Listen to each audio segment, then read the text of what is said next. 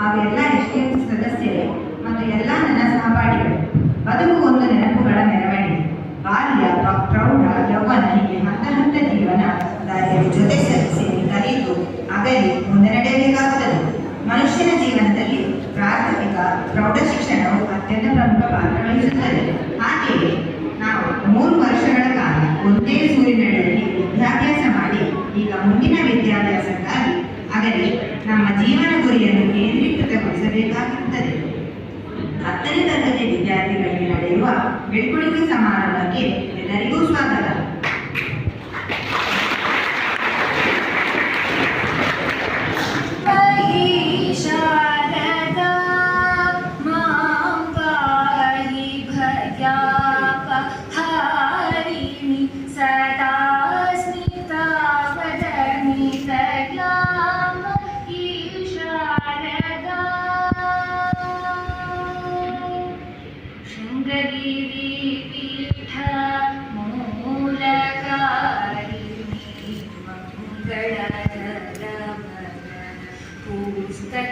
पुस्तकधारिणि तुङ्गाभृङ्ग सह्याद्रि विहारिणि अस्मितावदनि दयामयी शारदा शारदा शारदा.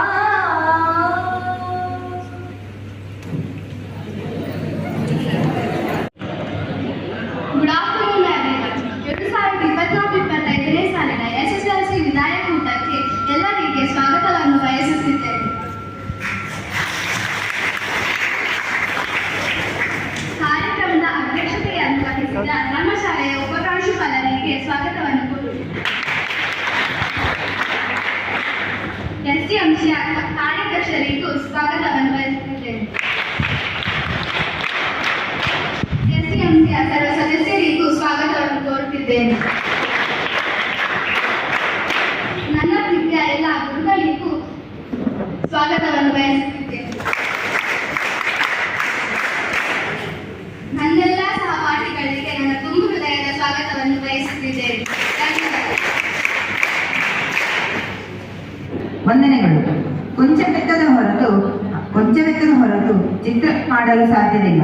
ಅದೇ ರೀತಿ ಮಾತು ಆಡದ ಹೊರತು ಭಾವನೆಗಳನ್ನು ಅರಿಯಲು ಸಾಧ್ಯವಿಲ್ಲ.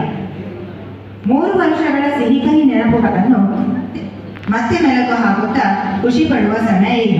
ವಿದ್ಯಾರ್ಥಿಗಳು ಸಹಪಾಠಿಗಳು ತಮ್ಮ ಅನಿಸಿಕೆಗಳನ್ನು ವ್ಯಕ್ತಪಡಿಸಬೇಕಾಗಿ ಕೇಳಿಕೊಳ್ಳುತ್ತೀವಿ. ಮೊದಲಿಗೆ ವೈಶಾಖ್. ನನ್ನ ನೆಕ್ಸ್ಟ್ ಇಯರಿನ ರಿಸಲ್ಟಿಗೆ ನಾವು ಒಳ್ಳೆ ಮಾರ್ಕ್ಸ್ ತೆಗೆಯುವಾಗೆ ನಾವು ಮಾಡಿಕೊಟ್ಟಿದ್ದೇನೆ ನನ್ನ ಸೆಲ್ಫ್ ಅನ್ನು. ಸೊ ನಾನು ಮಾರ್ಕ್ಸ್ ತೆಗೆದ್ರೆ ನನಗೆ ಮಾತ್ರ ಪ್ರೌಡ್ ಆಗುವುದಿಲ್ಲ, ನನ್ನ HM, ನನ್ನ ಟೀಚರ್ಸ್ ಅವರೆಲ್ಲ ಮಾಡಿದ ಎಫರ್ಟ್ಸಿಗೆ ನಾನು ಒಂದು ಗಿಫ್ಟ್ ಕೊಟ್ಟ ಹಾಗೆ. ಸೊ ನಾನು ನನ್ನ ಎಲ್ಲ ಫ್ರೆಂಡ್ಸಿಗೆ ಅವರ ಸೆಲ್ಫಿಗೆ ಚಾಲೆಂಜ್ ಮಾಡಬೇಕು ಅಂತಿದ್ದಾರೆ. ಎಲ್ಲ ಈ ಬ್ಯಾಚಲ್ಲಿ ಇರುವವರು ಒಳ್ಳೆ ಮಾರ್ಕ್ಸ್ ತೆಗಿಬೇಕು ಅಂತ ನನ್ನ ಇಷ್ಟ. ಸೊ ಎಲ್ಲರೂ ಒಳ್ಳೆಯದಾದ ಡಿಸ್ಟಿಂಕ್ಷನ್ ಮಾರ್ಕ್ಸ್ ತೆಗಿಬೇಕು. ವಂದನೆಗಳ ವರ್ಷ. ಮುಂದೆ ಪೃಥ್ವಿ. Good afternoon everyone, respected principal, chief guests, teachers and my dear friends. I am Prithvi from 10th A. First, I would like to thank the teachers who has been our guiding light, shaping not only our minds but our characters as well. Your patience, impact and dedication made a significant impact in our life. You taught us lesson not only from lessons as well as from life. ಮುಂದೆ 10th B ತರಗತಿಯ ಭವ್ಯ. Chapters in our life, we will carry the values, lessons and spirit of the school with us and all the best for my all the classmates. Thank you. ವಂದನೆಗಳು. ಮುಂದೆ ಮೈತ್ರಿ. I would like to speak a few words on the occasion of our birthday.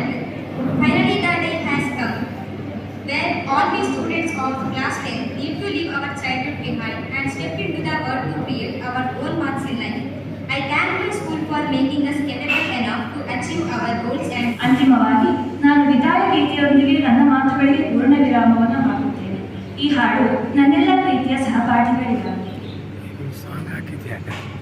ಆ ನೆನಪೇ ಶಾಶ್ವತವು, ಆ ನೆನಪೇ ಚಿರ ಯೌವನವು, ಎಲ್ಲಿಂದಲೋ ನೀನು ಎಲ್ಲಿಂದಲೋ ನಾವು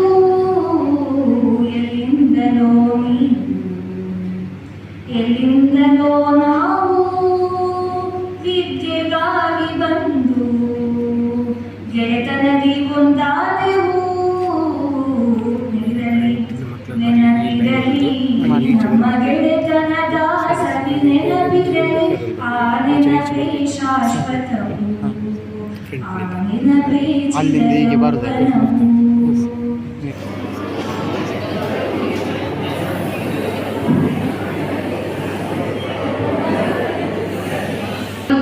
गुरुदेवो महेश्वर गुरु साक्षात् परब्रह्म तस्मै ಶ್ರೀ ಗುರುವೇ ನಮಃ. ವೇದಿಕೆಯಲ್ಲಿ ಆಸೀನರಾದ ಪ್ರಾಂಶುಪಾಲರೇ, ಶಿಕ್ಷಕರೇ, ಎಸ್ಡಿಎಂಸಿ ಸದಸ್ಯರೇ ಹಾಗೂ ನನ್ನ ಸಹಪಾಠಿಗಳೇ, ಇಂದು ನಾವು ಬೀಳ್ಕೊಡುಗೆ ಸಮಾರಂಭದಲ್ಲಿ ಭಾಗಿಯಾಗಿದ್ದೇವೆ. ಈ ಸಂದರ್ಭದಲ್ಲಿ ನನ್ನೆರಡು ಅನಿಸಿಕೆಗಳ ಬಗ್ಗೆ ಹೇಳಲು ಇಚ್ಛಿಸುತ್ತೇನೆ. ನಾನು ಕಲಿತ ಮೊದಲನೇ ಶಾಲೆಯಲ್ಲಿ ಸ್ವಲ್ಪ ಜನ ಮಕ್ಕಳಿದ್ರು ಮತ್ತು ಶಿಕ್ಷಕರು. ಆದರೆ ಇಲ್ಲಿಗೆ ಬಂದ ಮೇಲೆ ಇಲ್ಲಿನ ಅನೇಕ ಶಿಕ್ಷಕರು ಮತ್ತು ನೂರಾರು ಮಕ್ಕಳನ್ನು ನೋಡಿ ನನಗೆ ಬಹಳ ಆಶ್ಚರ್ಯವಾಯಿತು. ಮುಂದೆ ಕಲಿತಾ ಹೋದ ಹಾಗೆ ಶಿಕ್ಷಕರು ಮಕ್ಕಳಾಗಿದ್ದವರು ಸ್ಮಿತಾ ಮೇಡಂ ಯಾರಿಗಾದರೂ ಏನಾದರೂ ಹುಷಾರಿಲ್ಲದಿದ್ದರೆ ಕಾಳಜಿ ವಹಿಸುತ್ತಿದ್ದರು. ಈ ಶಾಲೆಗೆ 109 ವರ್ಷವಾಗಿದೆ ಮತ್ತು ಈ ಶಾಲೆಯಲ್ಲಿ ನಾನು ವಿದ್ಯಾಭ್ಯಾಸ ಮಾಡುತ್ತಿರುವುದು ನನಗೊಂದು ಹೆಮ್ಮೆಯ ವಿಷಯವಾಗಿದೆ. ಅಮೆರಿಕದ ಮಾಜಿ ಅಧ್ಯಕ್ಷರಾದ ಅಬ್ರಹಾಂ ಲಿಂಕನ್ ತಮ್ಮ ಮಗನ ಕುರಿತು ಅವರ ಶಿಕ್ಷಕರಿಗೆ ಬರೆದ ಒಂದು ಪತ್ರ ಅದು ಬಹಳ ಪ್ರಸಿದ್ಧಿಯನ್ನು ಪಡೆದಿದೆ. ಆ ಪತ್ರವನ್ನು ನಾನು ನಿಮಗೆ ಕನ್ನಡದಲ್ಲಿ ಓದಿ ಹೇಳ್ತೇನೆ. ನಾವು ಅದನ್ನು ನಿಮಗೆ ಹೇಳಲಿಕ್ಕೆ ಪ್ರಯತ್ನ ಪಟ್ಟಿದ್ದೀವಾ ಇಲ್ವಾ ನೀವು ತೀರ್ಮಾನ ಮಾಡಿ. ನಮ್ಮ ಅಪೇಕ್ಷೆ ಅಬ್ರಹಾಂ ಲಿಂಕನ್ ಅವರ ಮಗನನ್ನು ಒಬ್ಬ ಶಿಕ್ಷಕರಿಗೆ ಒಪ್ಪಿಸಿ ನನ್ನ ಮಗನಿಗೆ ಇದನ್ನೆಲ್ಲ ಕಲಿಸಿ ಅಂತ ಹೇಳಿದರು. ನಾವು ಅದನ್ನು ನಿಮಗೆ ಕಲಿಸುವ ಪ್ರಯತ್ನ ಮಾಡಿದ್ದೀವಿ. ನೀವು ಅದನ್ನು ಕಲಿತಿದ್ದೀರಾ ಇಲ್ವಾ ಅನ್ನೋದನ್ನು ನೋಡಿ. ಆ ಪತ್ರ ಹೀಗಿದೆ: ಶಿಕ್ಷಕರಿಗೆ ಅಬ್ರಹಾಂ ಲಿಂಕನ್ ಬರೆಯುವ ಪತ್ರ. ಮಾನ್ಯರೇ, ನನ್ನ ಮಗನಿಗೆ ಎಲ್ಲರೂ ಸತ್ಯವಂತರಲ್ಲ, ನ್ಯಾಯವಂತರೂ ಅಲ್ಲ. ಆದರೆ ಪ್ರತಿಯೊಬ್ಬ ಮೂರ್ಖನಲ್ಲೂ ಒಬ್ಬ ನಾಯಕನಿದ್ದಾನೆ ಎಂಬುದನ್ನು ತಿಳಿಸಿ. ಪ್ರತಿಯೊಬ್ಬ ಸ್ವಾರ್ಥಿ ರಾಜಕಾರಣಿಯಲ್ಲೂ ಒಬ್ಬ ಸಮಾಜ ಸೇವಕನಿದ್ದಾನೆ ಎಂಬುದನ್ನು ತಿಳಿಸಿ. ಪ್ರತಿಯೊಬ್ಬ ಶತ್ರುವಿಗೂ ಒಬ್ಬ ಗೆಳೆಯನಿದ್ದಾನೆ ಎಂಬುದನ್ನು ತಿಳಿಸಿ. ನಿಮಗೆ ಅಪಾರ ಸಮಯದ ಅವಶ್ಯಕತೆ ಇದೆ ಎಂಬುದು ನನಗೆ ಗೊತ್ತಿದೆ. ಆದರೆ ಬೆವರು ಹರಿಸಿ ಗಳಿಸಿದ 1 ರೂಪಾಯಿ ಸಿಕ್ಕಿದ 500 ರೂಪಾಯಿಗಳಿಗಿಂತ ಶ್ರೇಷ್ಠ ಎಂಬುದನ್ನು ತಿಳಿಸಿ. ಪ್ರತಿಯೊಬ್ಬರೂ ಅವನ ಬಗ್ಗೆ ತಪ್ಪು ಅಭಿಪ್ರಾಯವನ್ನು ಹೊಂದಿದ್ದರೂ, ತಪ್ಪಾಗಿ ಮಾತನಾಡಿದರೂ ತನ್ನ ಬಗ್ಗೆ ನಂಬಿಕೆ ಹೊಂದುವಂತೆ ಅವನಿಗೆ ತಿಳಿಸಿ. ಒಳ್ಳೆಯ ವ್ಯಕ್ತಿಗಳೊಂದಿಗೆ ಒಳ್ಳೆಯ ರೀತಿಯಲ್ಲಿ, ಒರಟು ವ್ಯಕ್ತಿಗಳೊಂದಿಗೆ ಸರಿಯಾಗಿ ವರ್ತಿಸುವಂತೆ ಅವನಿಗೆ ತಿಳಿಸಿ. ತಾನು ಮಾಡುವ ಕೆಲಸವನ್ನು ಯಾವಾಗಲೂ ಆಸಕ್ತಿಯಿಂದ ಮಾಡುವಂತೆ ಅವನಿಗೆ ಪ್ರೇರೇಪಿಸಿ ಅದರಲ್ಲಿಯೇ ಅವನ ಸಂತೋಷ ಇದೆ ಎಂಬುದನ್ನು ತಿಳಿಸಿ. ತಮಗೆ ಸಾಧ್ಯವಾದರೆ ಅವನಿಗೆ ಅನುತ್ತೀರ್ಣರಾಗುವುದು ಕೆಟ್ಟದಲ್ಲ, ತಪ್ಪಲ್ಲ ಎಂದು ತಿಳಿಸಿ. ನಾನು ನಿಮಗೆ ಹೇಳಿಕೆ ಬಯಸ್ತೇನೆ, ನಿಮ್ಮ ಶತಪ್ರಯತ್ನದ ನಂತರವೂ ಏನಾದರೂ ಅನುತ್ತೀರ್ಣರಾಗುವ ಪರಿಸ್ಥಿತಿ ಬಂದರೆ ಅದು ಕೆಟ್ಟದಲ್ಲ ಅನ್ನೋದು ನೆನಪಿಟ್ಕೊಳ್ಳಿ. ಮತ್ತೆ 2 ಪರೀಕ್ಷೆಗಳಿದೆ, ಅವುಗಳನ್ನು ನೀವು ಬರೀಬಹುದು. ಪರೀಕ್ಷೆಯಲ್ಲಿ ಬೇಕಾದರೆ ಯಾವ ಪರ್ವತವೂ ತಲೆ ಮೇಲೆ ಬೀಳುವುದಿಲ್ಲ.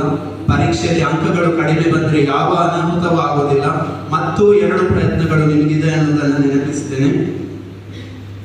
ತಲೆ ತಗ್ಗಿಸಿ ಮಣ್ಣನ್ನು ನೋಡುವ ಬದಲು ತಲೆ ಎತ್ತಿ ನಕ್ಷತ್ರಗಳನ್ನು ನೋಡುವಂತೆ ಅವನಿಗೆ ತಿಳಿಸಿ. ಬಲಿಷ್ಠನಾಗಿರುವಂತೆ ಅವನಿಗೆ ಕಲಿಸಿ, ಅಷ್ಟೇ ವಿನಯಶೀಲನು. ಧೈರ್ಯವಂತನಾಗಿರುವಂತೆ ಅವನಿಗೆ ತಿಳಿಸಿ, ಅಷ್ಟೇ ಒಳ್ಳೆಯವನಾಗಿರುವಂತೆ ಅವನಿಗೆ ಕಲಿಸಿ. ತಮ್ಮಂತಹ ಶಿಕ್ಷಕರನ್ನು ಪಡೆದ ನನ್ನ ಮಗ ಅದೃಷ್ಟವಂತನೇ ಸರಿ. ತಮ್ಮ ವಿಶ್ವಾಸಿ ಅಬ್ರಹಾಂ ಲಿಂಕನ್. ಧನ್ಯವಾದಗಳು. ಬದುಕಿದ್ರೆ ಜೇನುನೊಣದ ತರ ಬದುಕಬೇಕಂತ.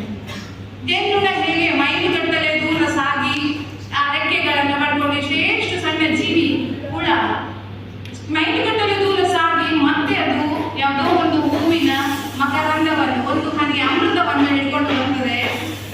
ಅದರ ಹೂವಿನ ಬಣ್ಣವನ್ನು ಕೆಡಿಸುವುದಿಲ್ಲ, ಅದರ ಅಂದವನ್ನು ಕೆಡಿಸುವುದಿಲ್ಲ, ವಾಸನೆಯನ್ನು ಕೆಡಿಸುವುದಿಲ್ಲ. ಕೇವಲ ಒಂದು ಹನಿ ಅಮೃತ ಮಾತ್ರ ಹಿಡ್ಕೊಂಡು ಬರ್ತದೆ. ಅದನ್ನು ವಿರೂಪಗೊಳಿಸದೆ ತಗೊಂಡು ಬಂದು ನನಗೂ ಇನ್ನಾರಿಗೂ ಅದು ಹಂಚಿ ಕೊಡ್ತದಲ್ಲ ನೋಡಿ. ಆ ರೀತಿ ನಾವು ಬದುಕಬೇಕಂತೆ. ಅದು ಬಿಟ್ಟು ಅದೇ ದಾರಿಯಲ್ಲಿ ಹೋಗುವಾಗ ಅದು ಸತ್ತು ಬಿದ್ದ ಎಮ್ಮೆ ಕಡೆಗೆ ಹೋಗಿ ಅದರ ಮೇಲೆ ಕೂತ್ಕೊಳ್ಳೋದಿಲ್ಲ, ಅಥವಾ ಇನ್ಯಾವುದೋ ಇಲ್ಲಿ ಹೆಗ್ಗಣ ಬಿದ್ದು ಕೊಳೆತು ನಾಗ್ತಾ ಇರ್ತದೆ, ಅದರ ಮೇಲೆ ಜೇನುನೊಣ ಕೂತ್ಕೊಳ್ಳೋದಿಲ್ಲ. ಅದು ಕೇವಲ ತನ್ನ ದಾರಿ ಎಷ್ಟೇ ಕಠಿಣವಾದರೂ ಸರಿ, ನನ್ನ ಗುರಿ ಯಾವುದು ಇದೆ ಅದನ್ನು ದಾಟಿ ಅಲ್ಲೇ ಹೋಗಿ ನನಗೆ ಬೇಕಾದನ್ನು ನಾನು ಪಡೆಯಬಲ್ಲೆ ಅನ್ನುವಂತಹ ಒಂದು ಅಚಲವಾದ ದೃಢ ವಿಶ್ವಾಸ ನಿಮ್ಮಲ್ಲಿ ಬರಬೇಕು. ಗೌರವಾನ್ವಿತ ಪ್ರಾಂಶುಪಾಲರೇ, ವೇದಿಕೆಯಲ್ಲಿರುವ ಗಣ್ಯರೇ ಹಾಗೂ ನನ್ನ ಪ್ರೀತಿಯ ವಿದ್ಯಾರ್ಥಿ, ಇದು ಒಂದು ಹಂತ. SRC ಅಂದರೆ ಒಂದು ಹಂತ. ಈ ಹಂತವನ್ನು ನೀವು ಸಮರ್ಥವಾಗಿ ಎದುರಿಸಿದರೆ ನಿಮ್ಮ ಭವಿಷ್ಯದಲ್ಲಿ ನೀವು ಉನ್ನತ ಉಜ್ವಲ ಭವಿಷ್ಯಕ್ಕೆ ನೀವು ನಾಂದಿ ಆಗ್ತೀರಿ ಅಂತ ನಾನು ಭಾವಿಸ್ತೇನೆ. ಅದೇ ರೀತಿ ನಿಮ್ಮ ಗುರುಗಳು ಯಾರಿದ್ದಾರೆ ಅವರ ಉದ್ದೇಶಕ್ಕೆ ಚ್ಯುತಿ ಬರದ ರೀತಿಯಲ್ಲಿ ನೀವು ಅಂಕವನ್ನು ಪಡೆದು ಉತ್ತೀರ್ಣರಾದರೆ ನೀವು ನಿಮ್ಮ ಗುರುಗಳಿಗೆ ಕೊಟ್ಟಂತಹ ಗಿಫ್ಟ್ ಅಂತ ಹೇಳ್ಬೋದು. ಅದನ್ನು ನೀವು ಎಲ್ಲ ವಿದ್ಯಾರ್ಥಿಗಳು ಪಾಲಿಸಬೇಕಂತ ನನ್ನ ಒಂದು ಕೋರಿಕೆ. ಭವಿಷ್ಯ ಉಜ್ವಲವಾಗಲಿ ಅಂತ ನಾನು ಪ್ರಾರ್ಥಿಸುತ್ತಾ ನನ್ನ ಮಾತಿಗೆ ಕೋರಿಕೆ.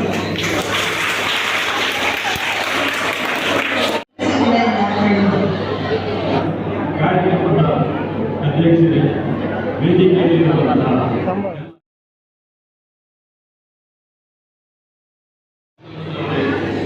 ಈ ಕಾರ್ಯಕ್ರಮಕ್ಕೆ ರೂವಾರಿಗಳು ನಮ್ಮ 10ನೇ ಕ್ಲಾಸಿನ ಮಕ್ಕಳು. ಅದು ನೀವು ಕೇಂದ್ರ ಬಿಂದುಗಳು. ನಿಮಗೆ ಬೀಳುಗಳಿಗೆ ಕೊಡುವುದಿಲ್ಲ. ನಿಮ್ಮ ಭವಿಷ್ಯದ ಮುಂದಿನ ಹಾದಿಗೆ ಹೊಸ ನಾಂದಿ ಆಗಲಿಕ್ಕೋಸ್ಕರ ಈ ಕಾರ್ಯಕ್ರಮ ಇಟ್ಕೊಂಡು ಇದೇ ಸರಿಯಲ್ಲಿ ಫಸ್ಟ್ ಕ್ಲಾಸ್ ಡಿಸ್ಟಿಂಕ್ಷನ್ ಬಂದು ಪಾಸ್ ಆಗಿ ಸಂಸ್ಥೆಗೆ ನಿಮ್ಮ ಭವಿಷ್ಯಕ್ಕೆ ಅದನ್ನು ಒಳ್ಳೆ ರೀತಿಯಲ್ಲಿ ತರಲಿಕ್ಕೆ ಆ ಮೇಲಿನ ಶಕ್ತಿ ನಿಮಗೆ ಕರುಣಿಸಲು ಅಂತ ಹೇಳಿ ನಿಮಗೆ ಶುಭ ಹಾರೈಸಿ ನನ್ನ ಮಾತುಗಳು ನಿಲ್ಲಿಸ್ತೇನೆ. ಮುಂದೆ ನಮ್ಮ ಶಾಲಾ ಪ್ರಾಂಶುಪಾಲರು ಸಲಾಮಿನ ಸದಸ್ಯರೇ, ಗುರುವೃಂದವರೇ, ಪ್ರೀತಿ ಮಕ್ಕಳೇ, ನಮ್ಮ ಈ ಸಂಸ್ಥೆ ಕೋಪೇಟೆ ಮಾತ ವಿದ್ಯಾಸಂಸ್ಥೆ 108 ಸಂವತ್ಸರಗಳನ್ನು ದಾಟಿ 109ನೇ ವರ್ಷಕ್ಕೆ SLC ಬ್ಯಾಚ್ ಅನ್ನು ಪಾದಾರ್ಪಣೆ ಮಾಡುವಂತ ಹೆಮ್ಮೆಯ ಖರೀದಿ ಮಾಡಿಕೊಳ್ಳುವುದು. ತುಂಬಾ ಜವಾಬ್ದಾರಿಯನ್ನು 108ನೇ ವರ್ಷದ ಮಕ್ಕಳು ನಿಮ್ಮ ಮೇಲೆ ಹಾಕಿಟ್ಟಿದ್ದಾರೆ. ಕಾಂಪೇಟ್ ಇತಿಹಾಸದಲ್ಲಿ ದಾಖಲೆಯನ್ನು ಸೃಷ್ಟಿಸಿದಂತ ವಿದ್ಯಾರ್ಥಿಗಳು ಲಾಸ್ಟ್ ಇಯರ್ 92.9 = 93 ಶೇಕಡ ಫಲಿತಾಂಶವನ್ನು ದಾಖಲಿಸಿದಂತ ಮಕ್ಕಳು ಲಾಸ್ಟ್ ಇಯರ್ ನಾವು ತುಂಬಾ ಹೆಮ್ಮೆಯಿಂದ ಹೇಳ್ಕೊಳ್ತಿದ್ದೇನೆ. ನಿಮಗೆ ಆ ಜವಾಬ್ದಾರಿಯನ್ನು ಕೊಟ್ಟಿದ್ದಾರೆ. ನಾವೇನು ಕಮ್ಮಿ ಅಂತ ನೀವು ತೋರಿಸಿಕೊಡುವಂತ ನಿಮ್ಮ ಅವಕಾಶ ಇದೆ. ಏನು ಲಾಸ್ಟ್ ಇಯರ್ 285 ಇದ್ದ ಮಕ್ಕಳು 92.9% ತಂದುಕೊಟ್ಟು 275 ಇದ್ದ ಮಕ್ಕಳಲ್ಲಿ 245 ಮಕ್ಕಳು ನಾವೀಗ ಪರೀಕ್ಷೆ ಬರೀತಿದ್ದೇವೆ. ಅವರಿಗಿಂತ ನಾವೇನು ಕಮ್ಮಿ ಎಂಬುದನ್ನು ತೋರಿಸಿಕೊಡುವಂತ ತಾಕತ್ತು ಈಗ ನಿಮ್ಮ ರಿಸಲ್ಟ್ ಬರುವಾಗ ನಾವೆಲ್ಲ ಅಷ್ಟರ ಮುಖದಲ್ಲಿ ಮಕ್ಕಳ ಮುಖ ನೋಡೋಕ್ಕಾಗಲಿ ನಿಮಗೆ ಆದೇಶಿಸುತ್ತೇವೆ.